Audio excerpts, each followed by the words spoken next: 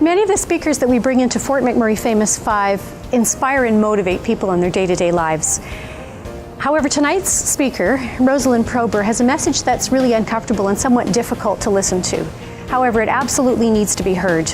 I know when I'm speaking that there will be victims of sexual exploitation in the room, and I hope they will not find this presentation too troubling. Rosalind Prober's organization, Beyond Borders, invokes a call to action for each of us to stop child sexual exploitation and trafficking. Statistically, in Canada, we're told crime is decreasing, but that is not sexual exploitation of children, tragically. That is a crime that is increasing. I think when Rosalind talks about trafficking of women and children, that doesn't necessarily mean moving them between countries, but can actually be exploiting women in your own town. You can start thinking about it and what you might have seen in your own city or town and how it might impact our society.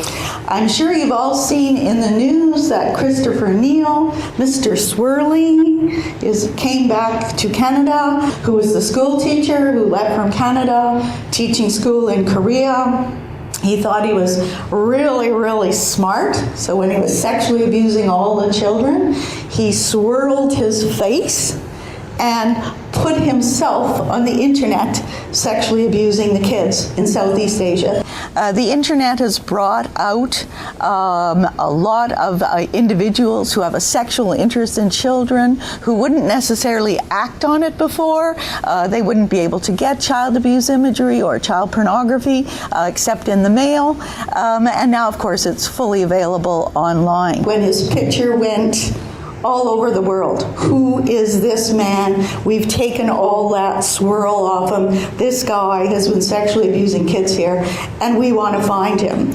I was actually in Thailand, and I looked at that picture, and I said, oh my God, that could be a Canadian. It was a very good topic, very disturbing, considering that a lot of us, we have male counterparts in our lives, whether it be our husbands, our brothers, or our sons, and we never know what side of the spectrum that they may end up being on. I deal with victims, and I find it horrific what's happening to some of our children, and I guess I'm just one of those tenacious type of people that doesn't like to be pushed around and fights back. Rosalind's passion is to be commended. I think people can make a difference.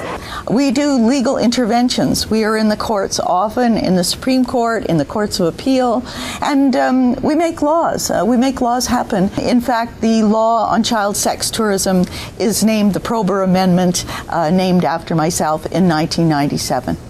You just start thinking about the value of morality in our society and how it has totally depreciated, and we need to work on our males.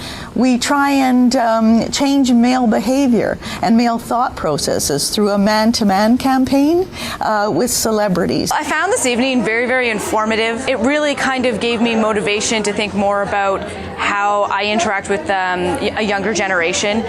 Things that matter to them about, you know, what is going on inside their head.